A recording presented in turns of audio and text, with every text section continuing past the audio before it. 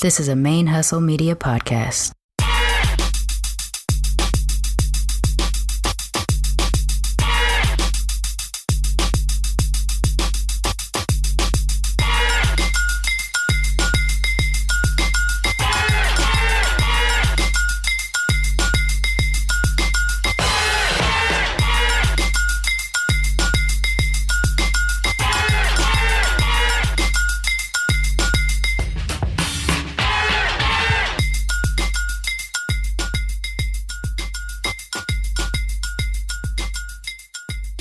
Welcome to Militantly Mixed, the Black as Fuck edition, the podcast about blackness from the mixed black perspective. Because we're mixed, but we're black. You're such you know? Had to put a little something. Yeah. This is my boy, man? Blerdvision. What's happening? This is my girl, MixedGirlMane. MixedGirlMane, to be exact. So today we're going to talk about the idea of being black enough, who gets to talk on behalf of blackness. And this is an issue that kind of popped up on me this last couple days, and I wanted to kind of get into it. And I'll talk about what triggered it for me. Ooh, I hate that word triggered. We use that word way too much. I do. Now. You hate it too? I do too, yes. Because there's this dude at my work, Dustin, man. He triggers me all the time. I just call it getting mad. But they was like, oh, are you triggered? Are you? And that in itself makes me... It's triggering, right, yeah. Right. Like, shut the fuck up. Why is it now all of a sudden a word now? Like, well, that's the thing. Like, our culture is switching into this thing where we have to have these, like, trendy words to describe everything we're going through. Like, living our authentic self. That shit bothers me. It's so stupid. It's like, you're just being you, right? Right. Or the triggering word, that bothers me too. Especially when it just comes out naturally the way it would be used. And then I know that the reaction to me saying the word is the pop culture version of triggered. And so I was like, ugh. But anyways, I was triggered. Yes. Super triggered. That's exactly how I hear it. That's why it triggers me. I was triggered. I was so triggered today. Oh my God. So yeah, I think, we're mixed black and we have slightly different experiences because, you present skin tone wise more black than I do. And, I feel more black than I feel any of my other races, even though I don't present as black.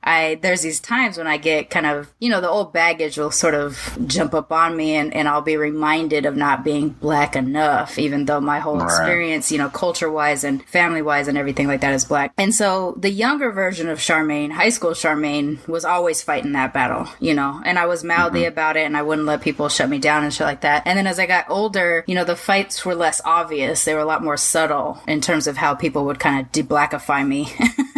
Right. And then, like now I surround myself around people that just let me live my black ass life and it's just like, whatever.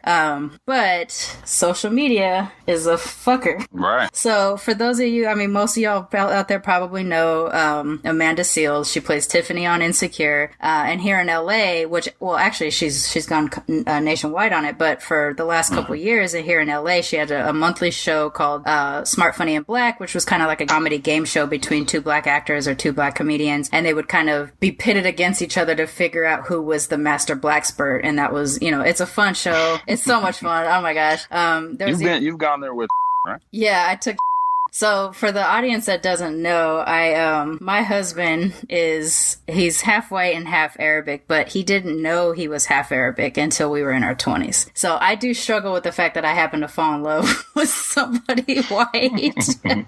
But hey, it's a thing. Because I've always it's weird because I've always been I like white girls. You know what I'm saying? Yeah, my wife is full Mexican. She looks like a white girl. But I've always, and it's weird because I've always thought, if I do get with a person that isn't black, that I'm kind of getting rid of the blackness, you know what I'm saying? Because I'm half, now they're quarter, now, you know what I'm saying? And it goes down to the octoroons and all that bullshit. Right. But I feel I'm on that same page with you. I get you. But it's just a kind of a strange thing, you feel like we're already diluted as it is and stuff like that. And since I was more, raised around the blackness, I do do feel kind of strange. But I'm not planning on having kids anyway, so I already knew I wasn't going to be passing the genes on. It's just that, you know, what happens when you fall in love at 22 years old versus falling in love, you know, when you have later on in life when you have a little bit more time. I mean, I was actually surprised to find out that your wife was Mexican because I knew you liked the white girls.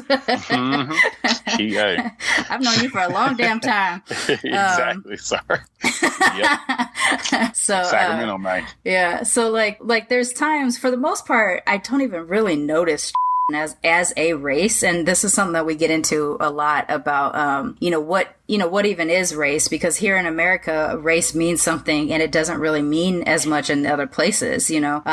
Most people can kind of say what their ethnicity is, and then they're tied to their national, the countries that they're from, so they tend to be a lot more nationalistic in other places. But here in America we have to be hyphenated to whatever we are. And for someone like him, he grew up on the military bases like we did, around all the other mixed kids and all the other people from all over the world too. So he doesn't really even present or behave as a white guy, even though he grew up with white parents. And when we found out when he was an adult that he was Arabic, it was too late to kind of culturalize him into Arabicness. But by that point, he was pretty immersed in black culture too. I mean, not in kind of like a white dude that acts black, but just a white dude that understands black. Yeah, because I never got that from him, and I've always felt as though he was just that. Like he wasn't.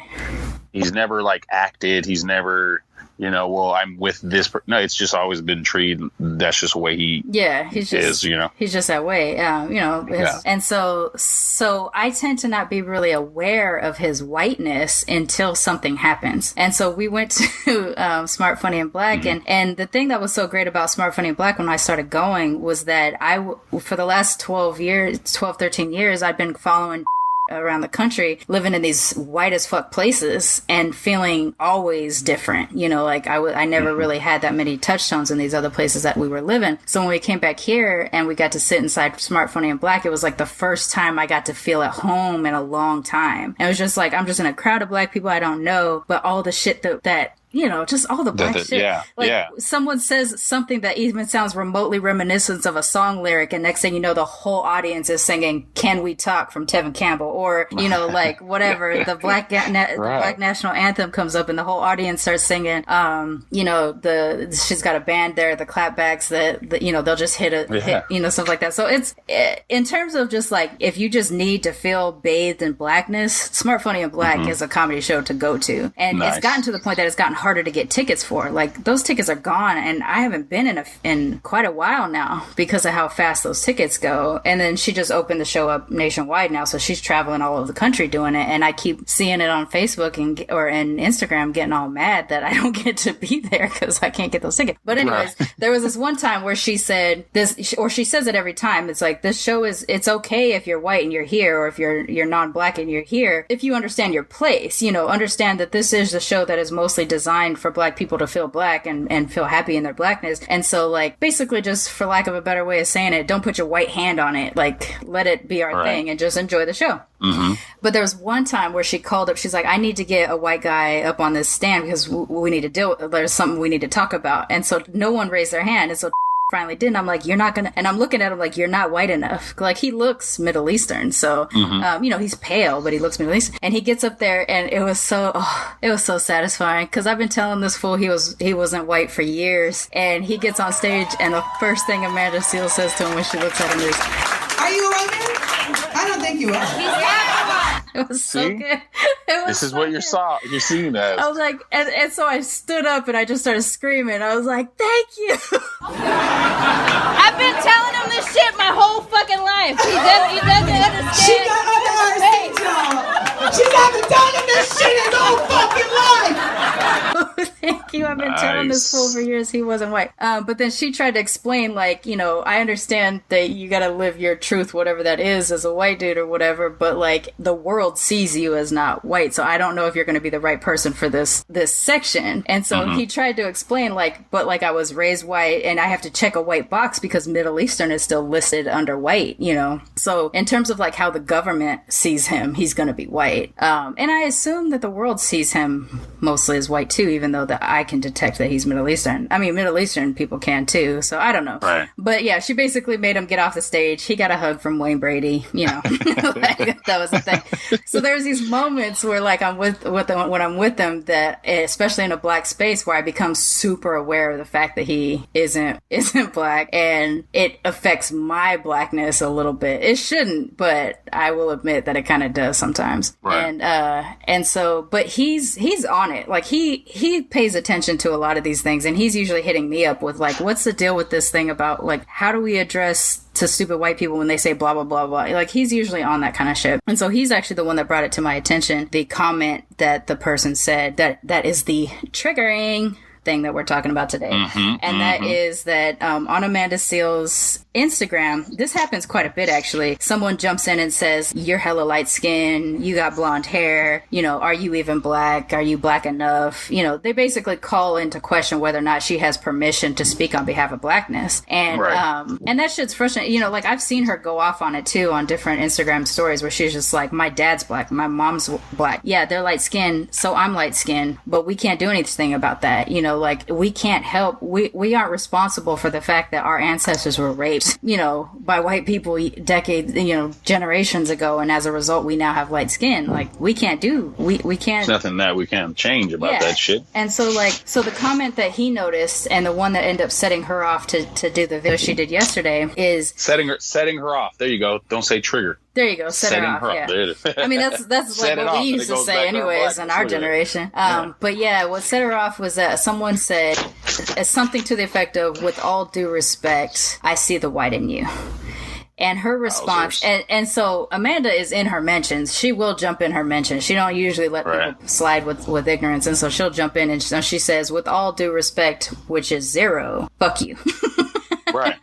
Because she's like, and so she ends up posting a series of stories later on Instagram where she's just like, you know, I've been dealing with this shit for years. People have always come at me trying to tell me I'm not black enough. And it's either she's not black enough because she was born in Grenada, but she's been here since she was 9 years old, because she's light skinned. Well, you know, both of her parents are light skinned. What's she going to do about that? Because she was raised in a little bit more affluence, maybe. She was a gymnast for a really long time. And then, you know, she was like a child actor and stuff like that. So she's had a level of affluence, and she's like, so even they come at me for that, like I can't be black because we had a little bit of money or whatever, and so she's like, so if I, who am immersed in black culture, who has been in the United States since I was 9 years old, who has gone through school in United States school systems, you know, who is around blackness all the time, if I'm not black enough to talk on behalf of blackness, then who the fuck is? What does someone who is allowed to speak about blackness and their blackness, what does that person look like? Where is that person from? Some people are like, well, Amanda can't talk about being a black woman because she light skinned.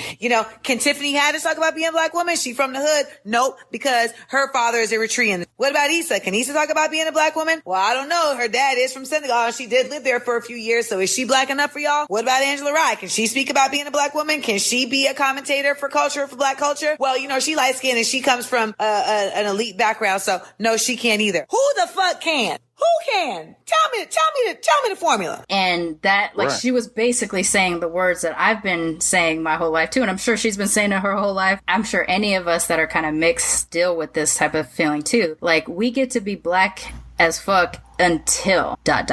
something you know, like something usually will step in and try to remind us that we're not black enough. And you know, and it's part of the thing about being a mixed person too, where you're just sitting there like, I'm not enough of this and I'm not enough of that, I'm this other thing, but I'm like the only one you know, where I live, or whatever the fuck, you know. It's like, so it's just like, you know, it's just one of those things, like whenever I hear that kind of shit, it sets me off. And you know, I do have a partner that basically has to check the white box, it sets him off too. And so he's the one who brought it to my attention, and as soon as he said it, he's like, this is a shit you say all the time. I'm like, I know. And so I just want to talk about it. I want to get into it. I want to try to, well, I guess, I don't know, I want people to stop saying we're not black enough.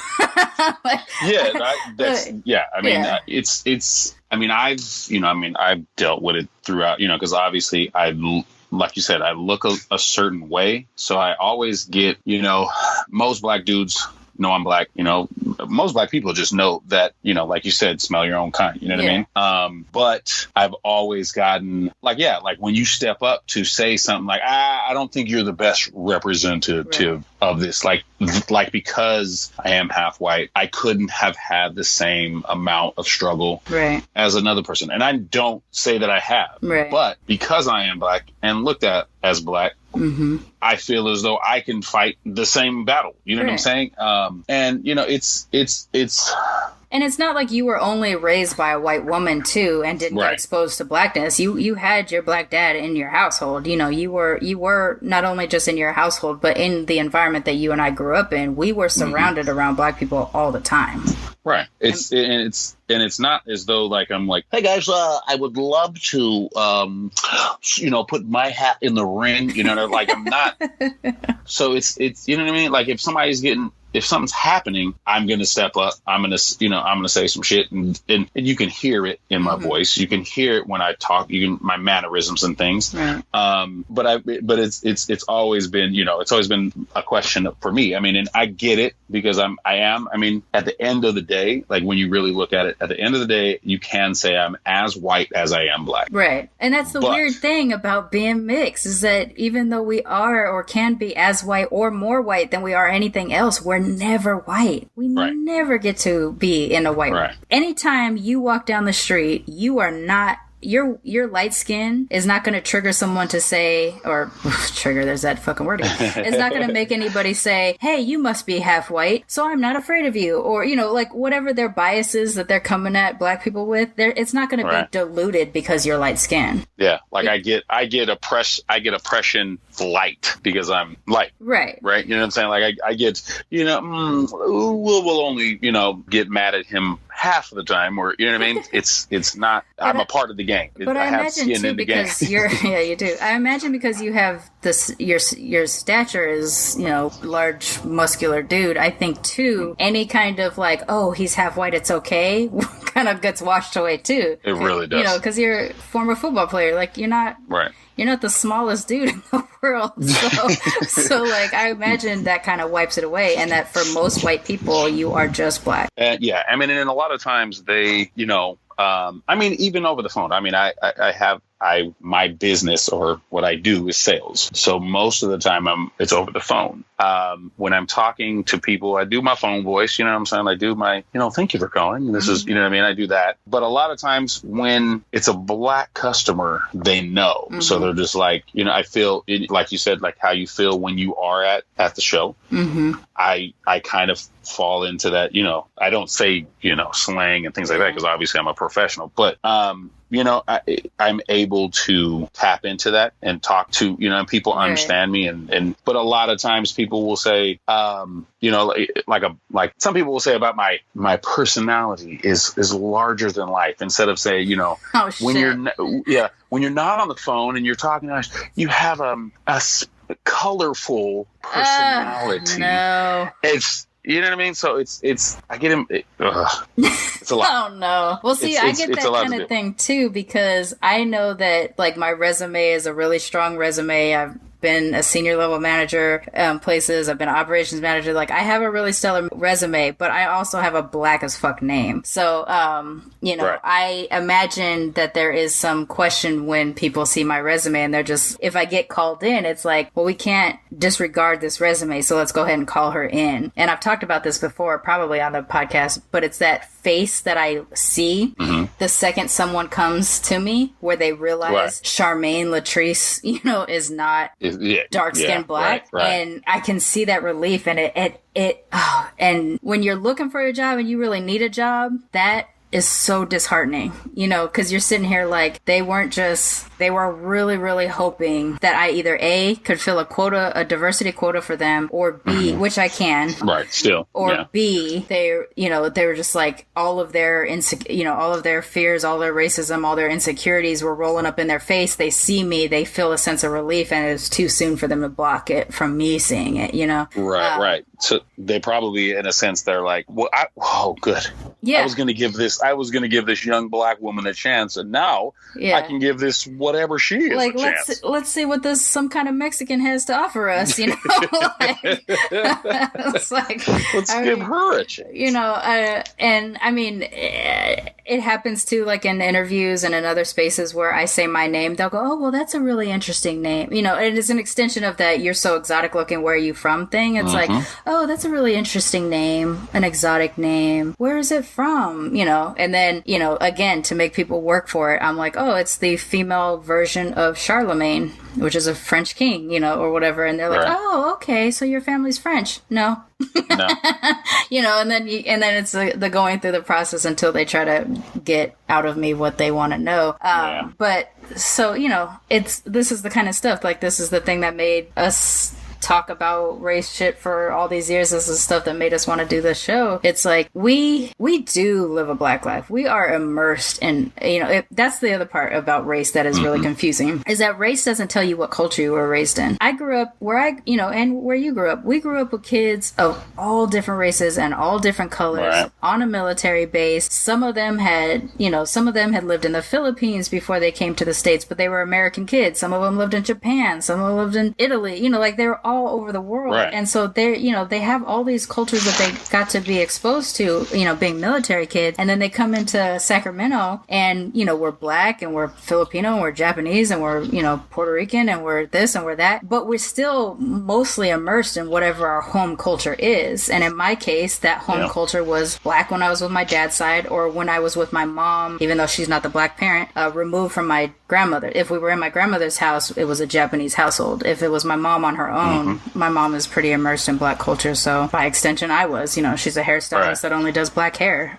She only you had the peoples around. Yeah, like, I was always around. I used to do black hair shows when I was a little girl, you know, like, I feel like, you know, I'm making the mistake right now even of listing my credentials just to be like, yeah, see, it's okay, I'm black enough. As far as I'm concerned, if you're a black person living a black experience and have a love for black people and black culture, then your commentary, if it's coming from an honest and informed place, should be revered and respected, not constantly attempted to be undermined and challenged without cause and in unconstructive ways. Let me ask you this. Have you ever, in a sense, not list your credentials, but have you ever been in a situation where you felt not made to, or but have you ever just pushed your blackness a little bit, like kind of turn the dial up a little bit? Exactly. Well, I've actually asked that question of myself in going to things like Smart, Funny, or Black, or when I am around, you know, if I am in an environment when I'm around all my black friends, part of me feels like I'm just unleashed and I get to be myself and I don't have to tamp it down because I'm around my people. And part of me wonders if there is a little bit of performance in it because they don't get to see me be black enough often, you know. So I would say I have done it. I try actively not to do it, but I wonder times if I am being performative black when it isn't 100% necessary. Right. I mean, I don't think that I mean, it's weird. I don't think I've had to. I think sometimes, you know, I mean, like you said, I feel as though there is a point where you feel at home. So it's it's not a, okay, now I get to say nigga now. You know what I'm saying? Yeah. It's okay, I feel more comfortable. It's like getting home and taking your pants off and being like, all right, cool. Shit, right. I'm chilling now. It's exactly that. It's like I feel like, you know, you put on an armor when you have to be around people that are outside of where you're comfortable, right? So, you know, you arm yourself, you put on the armor, your posture changes, your speech changes. You know, I have my work voice or my, you know, white voice, I guess. And then I have my regular ass Sharmane voice. Every now and then, if I was in a situation where I wouldn't necessarily reveal, in quotation fingers, my blackness, but something sets me off and I say motherfucker, usually that's the thing that makes somebody ask me if I'm something different. Like, I've had several times, I've had friends, like even close friends who had, you know, maybe not known me as Black Sharmane, but just kind of know me. And then I'll say, you know, motherfucker. And then they're like, oh, that's the first time I ever thought of you as black. I was like, just off a fucking word. But, you know, there's some things. And I have to attest to that, motherfucker. I mean, if you know how to say it correctly, you get the pass. Okay. Yeah. Do you know how to say motherfucker right there? Okay. And there's all different types, right? Because there's like the motherfucker, which is kind of how you say it. There's the mother with the emphasis on the A, the mother, and the long TH. The motherfucker. The motherfucker, the slow one. You know, for me, like, I'm obsessed with Samuel L. Jackson. Most people know that. I've been referring to him as my dad for years. And so, like, any kind of, like, I just like absorb his motherfucker. Like, I just absorb it whenever he says it. And so I feel like, you know, it kind of pushes out of my system like that. But also, that was always my favorite word. Like, that was always what I said. It is your yellow sun to your yeah, it's like it gives me power. There's power in that word. So there's like that one usually calls me out because I do have this kind of weird hair in which it's not fully obviously like mixed hair. When we talk about mixed hair, it's kind of more like Asian hair that can get afro-y a little bit. So my top of my hair is like really straight and, you know, slicks to my head if it gets hot or greasy or whatever. And then the back will poof out. It's not like it's not a perfect afro, but it's like the closest my hair can do to it or whatever. And, you know, so whenever that happens, or at least when I was growing up or as I was getting older, I would end up braiding the top of my hair and letting the back do whatever the fuck it was going to do. So if it froed out, great. If it got curly, fine. If it stayed straight, it was more likely that it was all three of those things. Like, part of it froed, part of it got curly, and part of it stayed straight. But the top of my hair was in cornrows. And that was how things just were. That's just what we did to my head, and I continued doing that. Especially when I lived in Texas, I continued to do that because the humidity out there was crazy. And I remember how often people would go, "Oh, now I can tell." And I'm talking about like any non-black person, you know, like a white person. And these are like people that are my friends who see me every day, who hear me talk about being mixed or whatever. And it took me getting braids for them to be like, "Oh, all of a sudden your whole facial structure has changed to me. And now I can see that you're a black person." But I've even had it from like my black cousins and stuff will be like, "Oh shit," you know, like the ones that are either 3/4 black or, you know, more percentage wise black than me. You know, we're all of my family is mixed, so I have very few monoracial cousins, but you know, even they would see it and they'll be like, "Oh shit," you know, like, and so I've had to deal with it, whether it comes from white people or whether it comes from people of color, or, you know, my mixed family, or like black people on the street. Usually black people on the street are the most validating, you know, because they don't say, "Oh," they just nod in acknowledgement. Or it's the, you know, for me, I don't know why it's always security guards, but I tell you, almost the only time I hear "Lil Sis" comes from a security guard letting me through somewhere. And it could be like a building I go to all the time or a building I'm never in. They'll be just like, "Lil Sis, this way." And it just happens. And it's this weird little moment that kind of gives me like a little smile, because it's just like, that's how I want to be seen without, you know, like, it's kind of an acknowledgement without being a real acknowledgement, right? They're not like, "Look at your little quarter black ass," or, you know, like anything like that. It's just like, "Hey, little sis, this way." I don't know why it's always it's always in like a building I got to go into. I don't know why that happens that way. Sometimes it happens on the street because they're the gatekeepers and they're letting you in. Yeah, you feel me? That's maybe that's why it stands out. But like, this is the thing. It's like, there's times when you're just noticed for being what you're mixed with, which is great. In my case, I'm not as personally what's the way of saying it? I'm not as hurt or weathered, I guess. I like that term. I'm not as weathered by someone not noticing I'm Japanese, because that's a hard find in my face. Like, it's more... You know, I have almond-shaped eyes, but I don't have necessarily Asian eyes. It's, if anything, my Japanese-ness is more obvious in sort of my behavior and when I'm around Japanese people, or sort of the kind of deference that I pay to older generation, like things like that. I do it the way Japanese people do it, not necessarily the way black people do it or whatever. So like, it's a lot harder to sniff out my Japanese-ness. And since Japanese people also, as a culture, aren't the type of people that are like welcoming for their mixed people. In fact, nowadays they're still really hardcore anti-mixing. And so it's starting to get a little bit popular here and there, but even as they have a half black, half Japanese Miss Japan, they, you know, half the country was excited and half the country was just like, "She's not Japanese, fuck her, why is she ruining our country," type of thing. So, crazy. It's hard. I come from a culture that isn't very welcoming of me. And then on the other half of my family, you know, it's both my dad and my mother were half white. So, you know, the white people that I did know in my life, was weird because they were the ones who invited color into their bloodline, and yet their racial biases were still there. I talked about on the episode 6 of Militantly Mixed, I talk about how my British Nana had gollywogs in her house, and those like black, like tar black dolls, and the mammy doll. She had like a mammy Aunt Jemima style like cookie jar. I swear that cookie jar fucks with me because I can see it in my head so clear, as if I had just seen it, but I haven't seen it in years. But she had plus she had like these candies or these advertisements that had those like gollywog pictures on them and stuff like that. And that's a weird thing in British culture too. They really like it. I don't know why it's been so embraced by the white Brits, but there was these things that she would say and do sometimes that made it obvious to me that even though she married a black man, came to America, had black kids, that she still came with her white biases against black people to a degree, and she was far more accepting of mixed black people than she was of full black people in terms of my memories of her.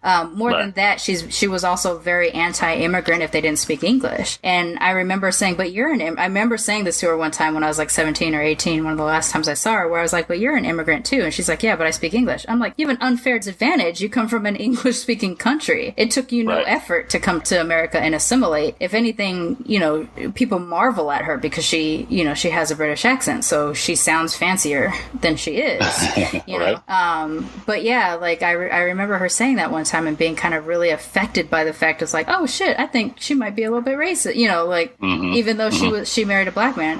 And I imagine too, even with my white grandfather on my mom's side, who I've only seen a handful of times in my life, like I have no idea if he's alive or dead or what. He had a whole nother family. He had a white family the whole time he had the Japanese family. And they didn't live far away either. They were just like in North Highlands, and we were in Antelope. So they weren't far removed. But and I met his other wife after him and my grandmother split. But it was just like I could tell the difference in how he treated his white wife to how he treated my grandmother. My grandmother was a Japanese war bride. She was here to be a domestic, basically. She was basically the help you married, I think, in his terms. Luckily after they split up, she's an amazingly strong woman, and she raised the rest of her family, including me, because my mom was a teenage mother. She took care of us and everything like that. Like, she's an amazing woman. And it didn't, I'm sure it was very difficult or whatever, but it didn't necessarily matter that he wasn't present anymore. So I don't really feel like I understand my whiteness at all. Like, I have the most exposure to my whiteness is my British grandmother, and it's very removed from me. Like, I mean, I don't know if, my mom was from Orangevale, so that's down the street from from where we grew up.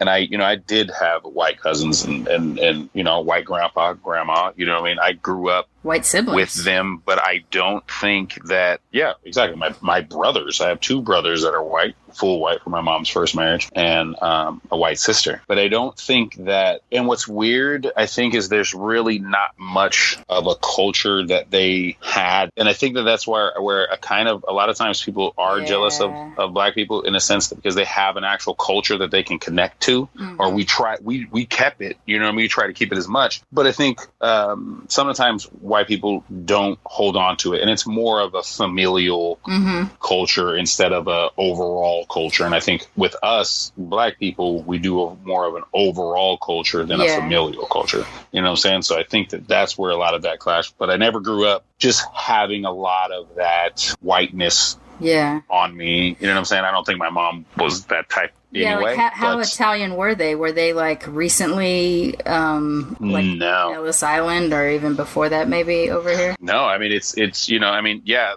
I have cousins with the last name that they came over with Panola. So that is, we weren't that far removed. Yeah. I would say maybe 4 generations, maybe 4 or 5.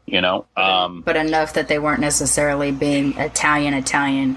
Exactly. Where my grandma did make some Italian stuff, but I wasn't, I guess, in the house that enough to teach me how to make your gnocchi and things like that. You know what I mean? Now my mom made all that stuff too, but I think it was more Americanized, and she had little kids, and she made spaghetti and all that stuff, and we put hot links in our spaghetti, so it was like she blackenized it a little bit. What? I think I remember that. So I feel like I remember that vaguely. That's funny. You probably have had it. But I was going to ask now, I have at some point, been, asked, hey, so what are you? You know what I'm saying? Like, what's cracking? You know what I'm saying? Mm-hmm. Like, what are you?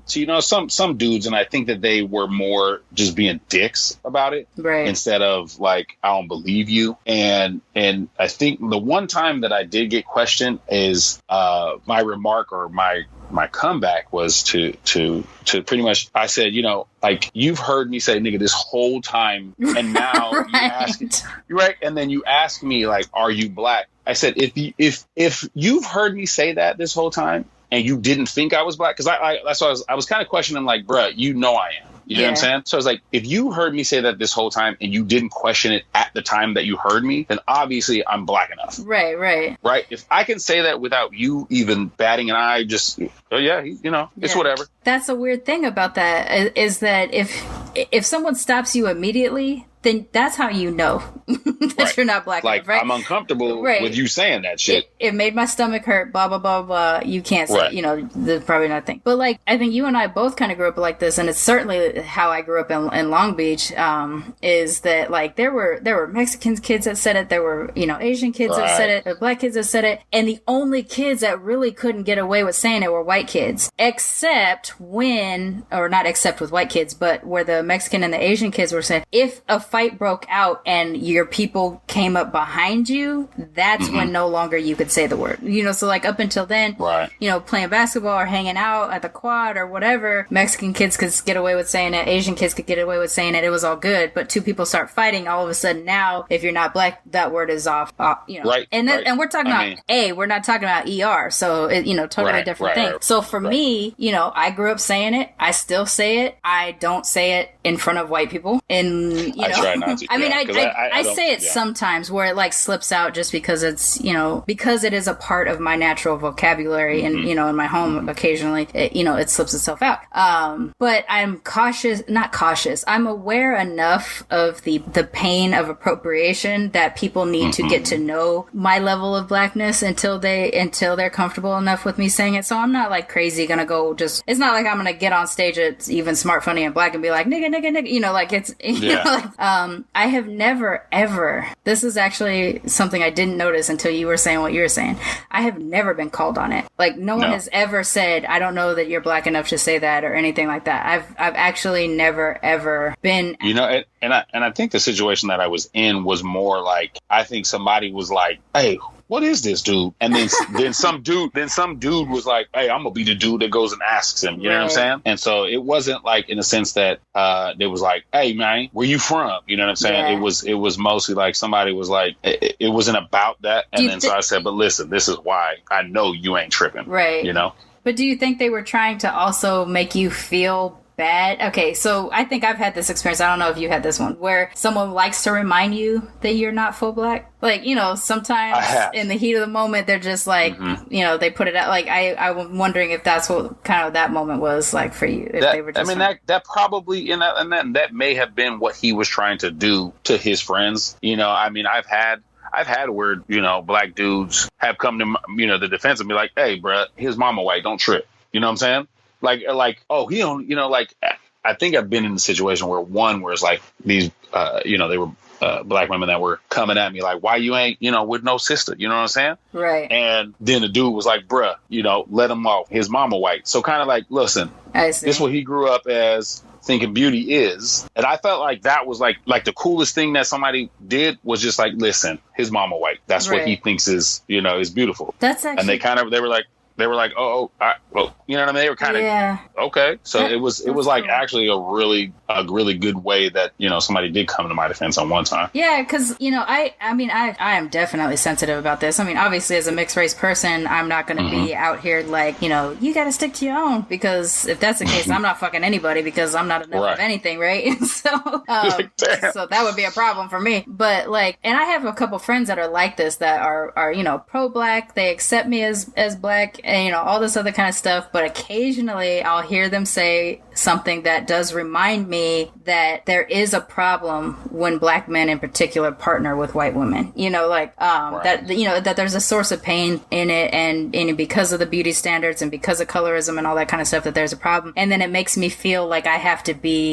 tap down my personality, basically my blackness, because I'm now aware that they have this issue. It's not something I like to do often, but sometimes it does have that effect on me, you know, especially if my defenses are down a little bit. And the thing is, like, for me, because I was immersed in blackness growing up, my beauty standards are black women. You know, like, my beauty standards are dark as fuck black women. And I struggled with my, you know, like, if I had any self-esteem issues related to what I look like, it was that my skin was not as dark and beautiful as the women that I grew up around. Yeah, I grew up around some light-skinned women too. I mean, my aunt on my dad's side, one of my aunts on my dad's side is light-skinned, lighter than my dad was and things like that. So there was definitely light-skinned women around. But majority of the women that were in our lives were very dark-skinned. And so that was my standard of beauty. And I took hits off of me not being black enough in that respect. Like, I could be cute, or I could, you know, if you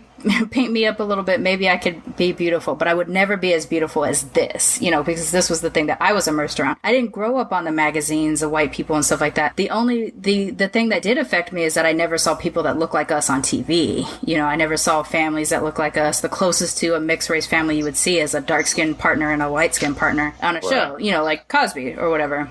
So like, for me, that was my standard of beauty. Shit, I didn't start hanging out or seeing white women until I was an adult, really. Or, you know, I guess when I left Long Beach and went back to Sacramento to finish out high school, I started seeing white women then, because we had a lot of white teachers and shit like that. But not before.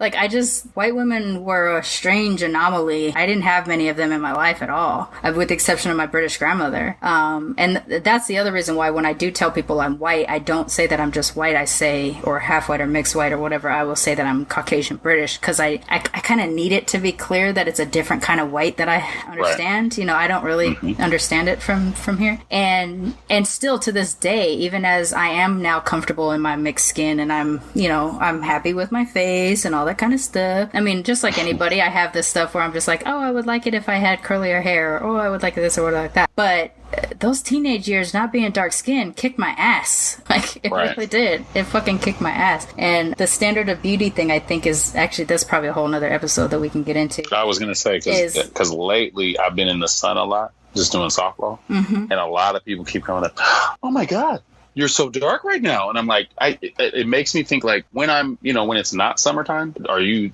okay with me just because I'm a little paler? You know, it's just weird, but we'll get into that. Well, I mean, we got no end to topics. We'll never be, we'll never not be able to talk about something as it affects blackness. But I think all of this stuff does boil down, like any topic that we talk to will boil down to whether or not we have a pass to talk on behalf of blackness. You know, like, I'm going to say we do. I'm going to say all of us do. I'm going to say, even if you are 1/8 and you present white, but you grew up around and immersed in black culture, that counts. You know, like, I think it does. Separate from the idea of the one drop rule, I think it's less in this case about the genetics as it is about the culture. I think race and culture, or ethnicity at least, and culture have to work together to make a fully formed black person. I don't want to say that just because genetics, you know, the roll of the dice turned me this kind of yellow brown versus obviously brown, you know, that I shouldn't be considered less black, or that I shouldn't have to roll out my resume basically to show you how black I am. You know, like, I should just walk around with a little dude that just unrolls a scroll and just, like, you know.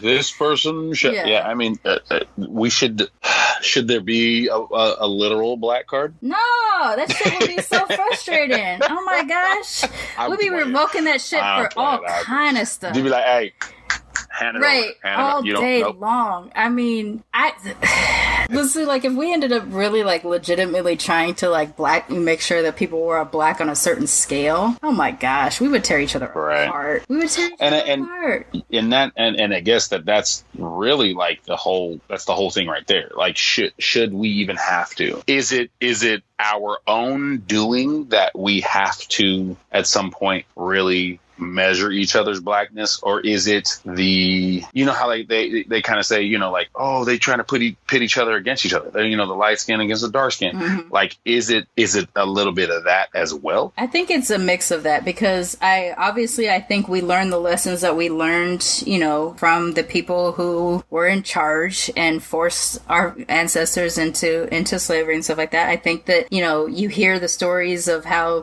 colorism perpetuates anti-blackness even amongst black people. You know, you see those characters, you know, like an Uncle Ruckus from Boondocks or something like that, like, or Samuel L. Jackson's character in Django Unchained. Like, you know that black guy is out there. Like, you know that they're out there. That there is, yeah, exactly. And so I do think that, that is born of that perpetual weathering down of, you know, white anti-blackness, and that's how you create a person like that. Generations of that kind of shit has trained us into thinking it is okay to tear each other down. I mean, look at what happened to, what's homeboy that was shot by the police in Sacramento, Stephen Clark, whatever. Yeah. His little candlelight vigil shit happened for like a minute, and then someone uncovered his Twitter and saw that he would posted some negative stuff about black women and that he had a white wife or like a white-ish wife or something like that. And then it was just like, you know, no longer are we sorry that you got unlawfully killed by a cop. You know, it was just like, you know, so it was a mixed thing. Like, whatever that dude's deal was that made him post those anti-black women tweets and shit like that, and to live the kind of life that he was living, he lost a corner. He lost a whole bunch of people just by that that cover. Then at that point, it almost didn't matter that he was killed by a cop. Right. You know? I hadn't even heard about that. Yeah. So there was, you can pull him up. There's definitely screen caps of the stuff he was saying, and he was saying some fucked up shit. Like, but regardless, does that mean that the white cop should get off for killing him? Absolutely fucking not. Right. But, I mean, and, you know, and like we've said before, if we are, as a people, we're problematic. There are some things that we do sometimes, some things that we are okay with, you know, but that shouldn't take away our votes, because when it comes down to it, like we said about, anybody can get pulled over. You know, there's the police chief that was black, was in plain clothes, got pulled over and treated like him, you know.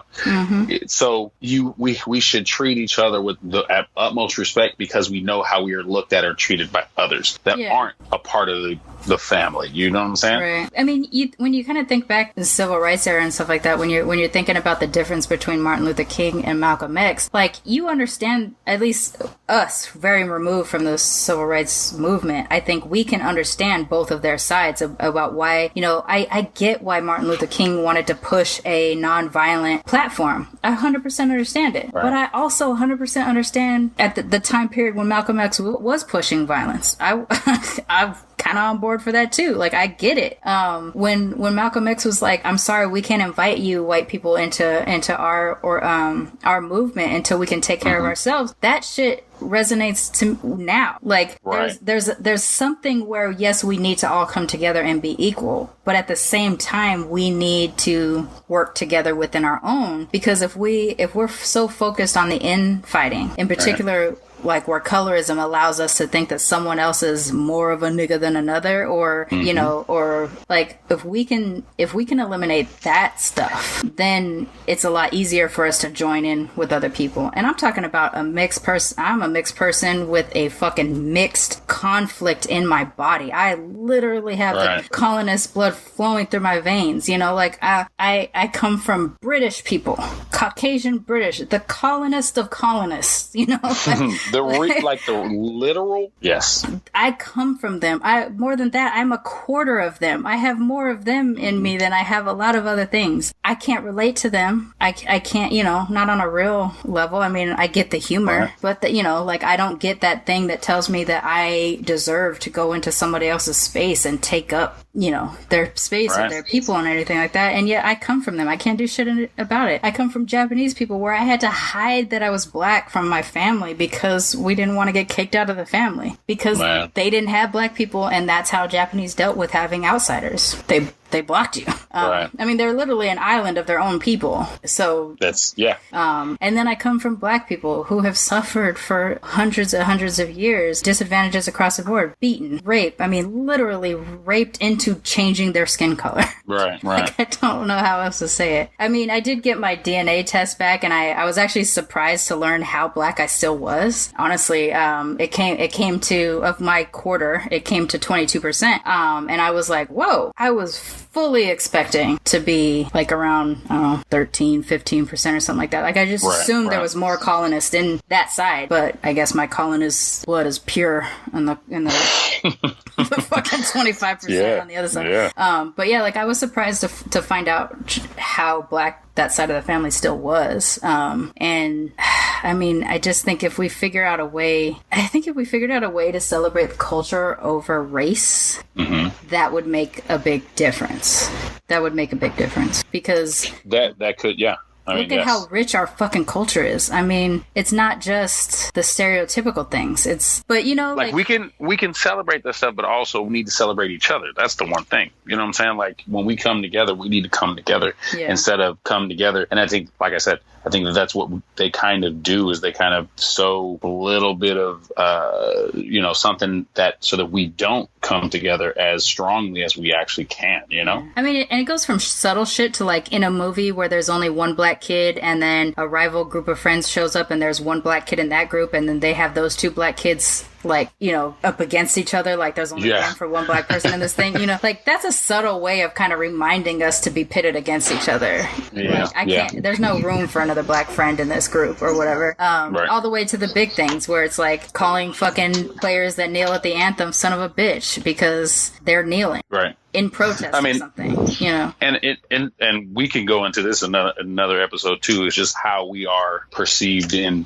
film and in TV shows and stuff, and how we kind of have, we always have the one black friend. Mm-hmm. And I've always been like, well, shit, that's not how I see the world. I have more than one black friend. Like, why is it only? But I think that if you think about it, though, that's really how white people are. Yeah. They have the one black friend. Yeah. So when a television show has that, for them, it's real life. I mean, for them, that's real. Exactly. So for us, I'm like, what the fuck? Only one. But, you know, I mean, we could talk about this shit all day long. Like, this stuff is just as crazy. I mean, that's why we got a podcast, right? That's what we can do it all the time. Let's do it. Well, sounds like a plan. I think that's a good place to wrap up for today. There it is. Yes. And another addition in the books. Yep. So, and we do actually have our social media handles all up and running now. So if you want to follow us on Twitter, we are at MMBlackAF on Twitter. And on Instagram, we are at MilitantlyMixedBlackAF. And if you like the show and you're getting stuff out of it, please sponsor us on Patreon at www.patreon.com/militantlymixed. Yes, ma'am. All right. Talk to you next week. There it is. All right. Let's do it.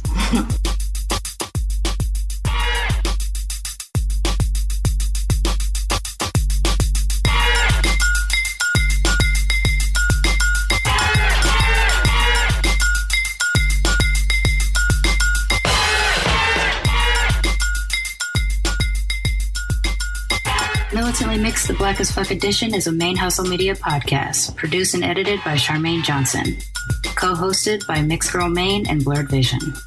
Music is provided by Hwoodplayers and Pond 5. If you like what you heard on Militantly Mixed, the Black as Fuck edition, please subscribe, rate, and review wherever you get your podcasts. And you can follow us on social media on Twitter at MMBlackAF and Instagram at MilitantlyMixedBlackAF. And if you want to sponsor the podcast, please go to www.patreon.com/militantlymixed. Peace, y'all.